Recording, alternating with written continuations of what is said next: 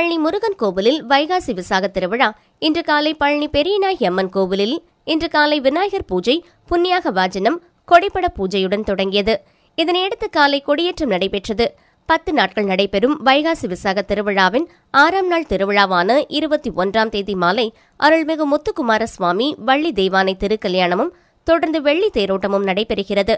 7ஆம் நாளான 22ஆம் தேதி வைகாசி விசாக தினத்தன்று பெரியநாயகி அம்மன் கோவிலில் முத்துக்குமார சுவாமி தோளுக்கிணியான் வாகனத்தில் எழுந்தருளி பக்தர்களுக்கு அருள் பாலிக்கிறார். இதையடுத்து காலை 10:45 மணிக்கு மேல் 11:45 மணிக்குள் திருத்தேரோட்டமும், மாலை 4:30 மணிக்கு திருத்தேர் வடம்பிடித்தலை தொடர்ந்து தேரோட்டம் நடைபெறுகிறது.